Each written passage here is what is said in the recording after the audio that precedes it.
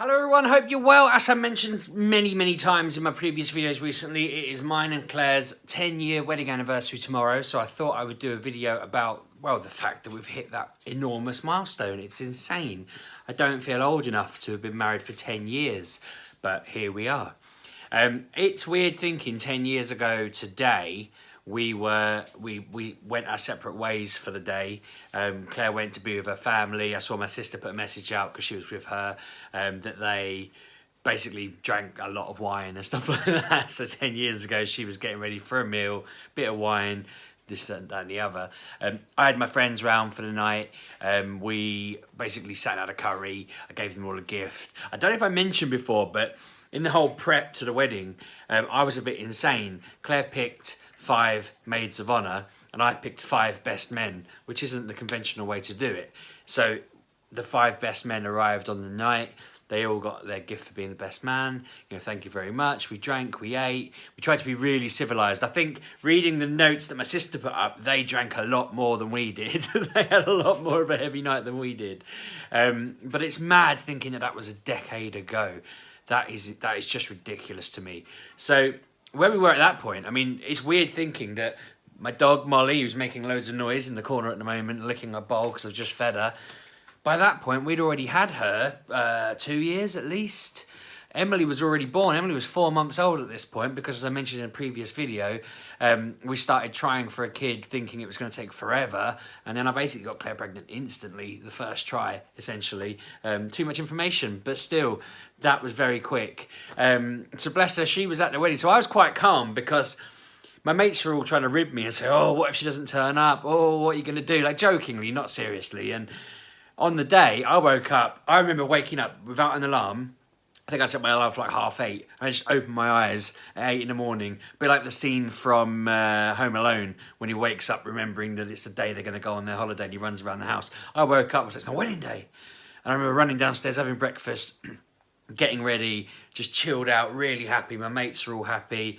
We waited for the car to turn up. It felt like forever just waiting for that to turn up. We'd ordered a car to drive us around town slightly and then straight to the church. I think I spent most of that journey just messing around with the radio, twiddling knobs above us. But we got some cool pictures of me and my mates all in the car and driving around. When we got there, I felt like I was just wandering around, almost like you do when you have a party. People were turning up and I was just greeting them, saying hello, outside waiting for the doors. Someone went to get the priest to open the door to the building and stuff like this. And there was already people I knew arrived. So I kind of went in and people were saying to me, are you nervous? And I wasn't at all. I'd kind of, being really pragmatic and logical, I guess, I basically thought to myself, Claire's definitely going to turn up because she's really looking forward to it. She's really happy. Emily will already be here, so she's not going to, because my mum was bringing Emily in the car. So I thought, I've got Emily here. She's going to want to come and see her, if not me. And obviously I knew she loved me and everything was happy and everything was good. So I was so ridiculously calm. I don't think I could be that calm now. 10 years on with nothing on the line in terms of whether she's going to turn up or not. Like, I'm way less calm today than I was on my wedding day, standing at the front of that church waiting for her to arrive. I remember standing up there looking around and my best men are all kind of twiddling their thumbs waiting, and then Claire sort of walked in the building. I'd had to turn away, yes you do, and you don't sort of see her until she's walking down the aisle kind of thing. And I remember the music started, my mum just going, tuck your shirt in, and me being like, oh God, and tucking everything in. I wish that had been filmed because it had been fantastic. The ceremony went by like a blur. I remember getting in the car and going off to the venue, and the whole day was just fantastic. I'm not going to get into the details about every step of the day because that's not what the video is meant to be about, but we got, there's a place, I can't remember, the town's called something like Bulven, just outside Grays. It's near Brentwood where all the Towie stuff is filmed, called the Old Plough House. It's a beautiful, beautiful place. We went there, obviously did our wedding, got married, loads of cool pictures. We had someone recommended we get an usher and he was fantastic. Not an usher, what are they called? They're in red jackets, some sort of announcer fella. He told everyone what room to go to, told everyone what to do. Toastmaster, and he was brilliant. He told all these stories and he did all these things and he did all the toasts. My mate did a fantastic best man speech. because they'd divvied up tasks. One arranged the stag, one arranged the best man speech. We even had a little family disagreement outside that I didn't even know happened until after the fact, and that was quite funny. Like, it wasn't funny that it happened, but it was humorous that we had every bit of drama imaginable. The day, just if it had been an episode of something, it would have had a bit of everything going on. You know, my mates met people and, you know, had fun dancing and just meeting new people and making new friendships and stuff, and it was just glorious. It's funny thinking that we went back there, I think maybe 6-7 years later. My friend got married there, and we we went to where Claire and I had one of our wedding pictures taken, and me and her kissing. She's in a wedding dress, and I'm in my suit looking all handsome and no beard and about 4 or 5 stone lighter than I am now, which is insane. And we had a picture taken there the day we got married, and then we had another picture taken there of me, Claire, Emily and Oliver, and I think Claire's holding one of them and I'm holding the other, and Ollie's just so like laying across with his arm up, looking all chilled. And it's just funny thinking that was X amount of years on. It must have been at least 6 or 7, because by that point Ollie was about 2 or 3. And it's just, yeah, the rest of the day was brilliant. I don't remember seeing Claire at any point once the evening started. Once we'd done the meals, we basically did our dance, turned and went off to kind of entertain the room. Awfully, I don't think I spoke to any of her family, any of her friends. It was like she handled her people, I handled my people. And then at the end of the night, we went, hello, I've not seen you for a little while. And off we went. But for that mad period, it was insane. I found myself talking to all sorts of random people that I don't really normally speak to and stuff like that. Like, just, it was a bizarre scenario. Having that kind of party, I know people hate, well, it's a friends thing, don't call it a party, it's your wedding, but having that kind of gathering doesn't happen very often. The only other time it would have happened in my family with that kind of group of people would have been when my sister got married, and that's pretty much how it was. I don't think there was much in the way of people other than Claire's family. I think everyone I had grown up with and knew was at both weddings, so it was a bit mad for me. But just waking up the next day and thinking, what a ridiculous thing, what a milestone to hit. And we kind of had conversations about other milestones and other things we wanted to achieve. And I always set things out like that in my head, again, because I'm a bit, you know, like that, I guess. It's just, I have sections in my head of things I want to achieve and little targets and aims and whatever. And I remember at this point, I knew I was going to uni by now. I'd left my job, I'd applied for my course. My original big plan was I wanted to learn how to program, make an app and become a gazillionaire. And that became a bit pie in the sky. Even though I genuinely think most gazillionaires who make apps are just programmers and that's it. They just have the passion and the idea. And I had the passion, didn't have the idea. So midway through that, I scrapped that and decided I wanted to do teaching. But Claire was an amazing wife, because not only had I convinced her before we got married that I didn't want to live in Peterborough, I wanted to live in Grays. She moved down to Grays for me. We moved down there and we're just like, it's horrible. Let's move back to Peterborough. So we got married, we moved back to Peterborough. And I was like, I don't want to work, I want to go to uni. And she was like, yep, cool, fine, that's okay. So then I did 3 years of uni. She was absolutely brilliant on that. She actually was working as like a TA and carer for Sense, the charity, and all sorts of jobs like that. I say all sorts, I think they were the only 2. And I remember she would be working, you know, really hard, and I'd be doing all the uni bits and pieces and trying to make money on the side. I was doing all sorts of Del Boy type things, getting stuff and selling it on, finding ideas, harebrained schemes, as my friends call them.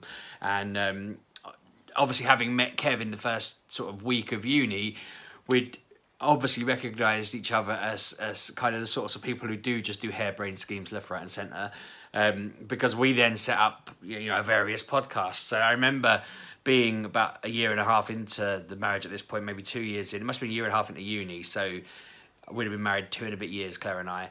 And she came home from work one day and was like, what have you been up to today? And I was like, well, I think she got back quite late. Like, she must have picked Emily up from nursery and got home, and I just explained that I'd been, I don't know, to Leeds or Portsmouth or something like that, and we'd basically driven around, and I'd tried some new beer, and I'd tried, you know, some food, and I'd tried. She was devastated. She was just like, I'm going to work, and it's absolutely soul-destroyingly boring and terrible, and you're just gallivanting around the country left, right, and centre. And I remember feeling really like, you need to figure out what you want to do, and I need to help you do this. And she, you know, not because she made me feel bad. She wasn't angry at me. I think she was just feeling like, this is where we are at the moment. You're at uni. It's quite fun. She'd already done uni. You know, she'd finished that when I met her. She'd planned to work. I mean, I remember trying to get her onto this various. I mean, psychology was what her degree was in, and she wanted to work in prisons and help prisoners rehabilitate. And so we tried to get her on a few tracks of courses of things where she was going to work for these guys for free for a bit, and I was going to support us with my income. And then none of that was working out, and she was having a bit of a faff. So then she decided, as I was finishing uni, she wanted to start training to become a social worker, and I was going to train to be a teacher. So that all just ended up being a bit stretched and mad. I think for Emily's childhood, we were basically students back to back. That's my ice cream man in the background, so ignore that if you can hear the Match of the Day theme tune. But yeah, we were just basically students for the first 4 years of Emily's life, I'd say, and possibly even the first half year of Oliver's life, if that adds up right. But weirdly, so my targets have been get a good job, get a car, get a house, and have kids.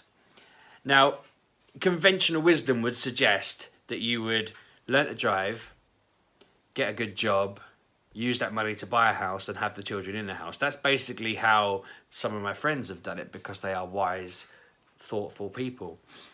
But being me, I did it a different route. And weirdly, I think it worked out quite nicely for me, because I had a child. I then went to uni to try and get a good job.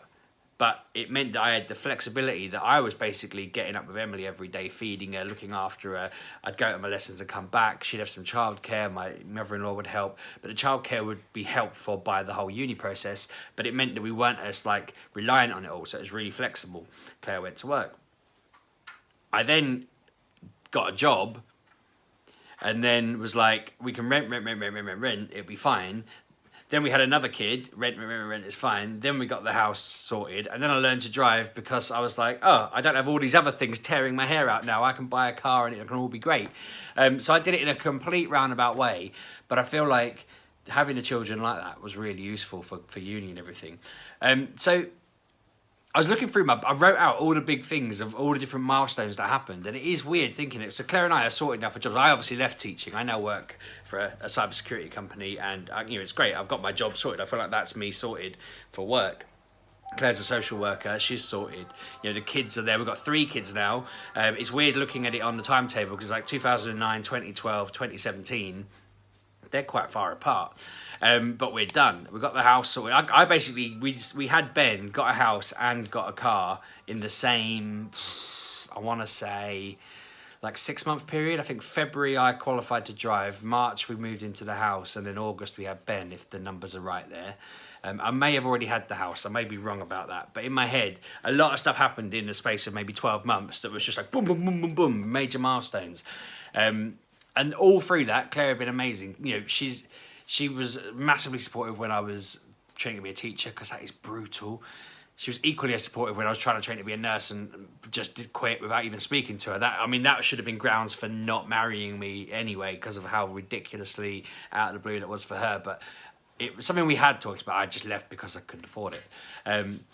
We had stuff like that happen very early on a few times where it was just like, I've had to do this, sorry, and she just went with it. I think she's been good with that, and I've supported her decision as well. I think we're really lucky that we both understand each other. It's really weird. I said to my sister earlier, talking about this episode, that it's weird looking through the 10 years and thinking everything we'd set out to do, we've done. It's been pretty good. You know, the one thing that we'd set out to do that I was worrying about doing, and that's why we did it last year, was I wanted to take Emily to Disney when she was little, and so that she'd love it all and believe it all and everything. And when I thought we weren't going to get to do that, Claire was like, no, we will find a way, and we kind of moved heaven and earth to make it happen. And I was really chuffed with her for that. I know it's something that isn't a big deal, but it was a big deal to me because I'd said it when she was a baby. I want to take her, I want to do it. It's a big holiday, it's momentous, that's the one. The weird thing is, now we're done. We're just in this odd position of let's just crack on and make everything kind of be built on from there. I look through it all, and it's like the first 5-6 years of us being married, we were just bumming around trying to get by. It was like you were renting, you were making ends meet. We didn't go on any holidays for the first 5 years. I think Oliver was 1 the first time we went abroad. So we'd been married 5 years at that point, and we went away for a week to, I can't remember where it was now, Lanzarote, somewhere like that. We got an awesome picture of him looking through this chair on a coach to our hotel. We basically just stayed in the hotel for a week and then came home. And like I think we went again the next year when he was a bit older, and then we did nothing. We went camping and stuff like that. We just did nothing until we had the big one last year. We always kind of just got by on the fact that I would make stuff happen. It just appeared. I would kind of come up with an idea and then it would make everything fall into place. And I think now we're in a position where I don't need to do that as often. It feels like I've got us into a position where we've both got into a position where we can cover things. The day-to-day is covered. We're sorting out, tidying things up, the loose ends.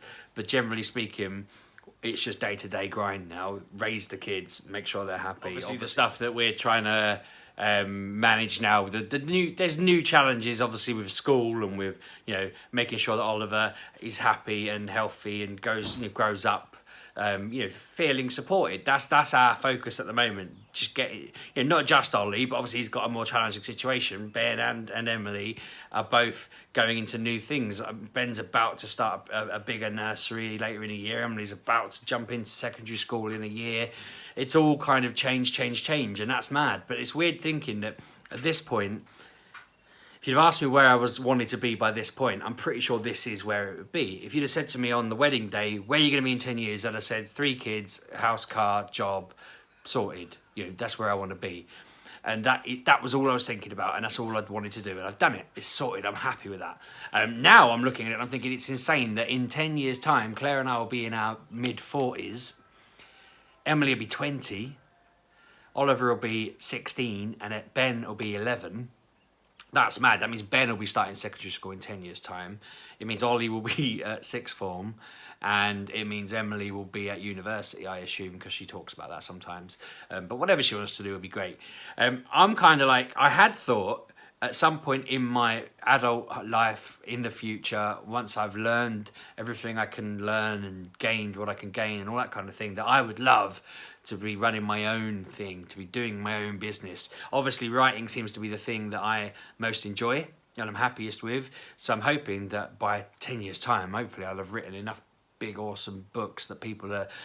That's Sheepdog the writer. He's a writer. I know him. He writes stuff. But I'd love to... I'm kind of in a position where I've watched the business I work for go from me rocking up on the door like a couple of days after they'd opened them to what they are now, which is like a global major player. And I've watched them do that. And I don't know everything they've done, obviously. I haven't been through all of the stuff they've been through. But I feel like, yeah, I'd love to do what they've done. I feel like, I'm not... If they're watching, don't worry, I'm not thinking, right, I'm off to start my own rival. I mean, in general, I'll figure out my own thing that I'm an expert at. I haven't got anywhere near the nous or knowledge that they've got to do that. But to do my own thing in, like, I don't know, by the end of 10 years' time is what I'm sort of thinking. I reckon they'll have retired and whatever by then, but 10 years' time, I'd love to be starting my own adventure in that kind of frame, in like just deciding I want to start a business and I've got the funds and going and doing it. That would be a dream scenario.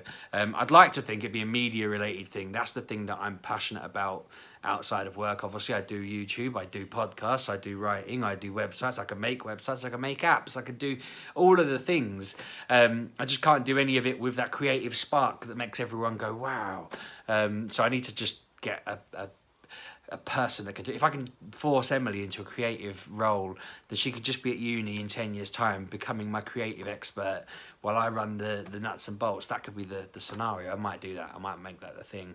But it's weird just thinking that I'd love to, from Claire's point of view, because it's not all about me, I know that she's in two minds. Half of her wants to go further in her job and do lots of awesome work stuff, and half of her wants to scale it back and spend more time with the kids and spend more time enjoying life and just doing her own thing. And I would love to give her that freedom. I'd love to be able to say to her, right, I've got everything covered.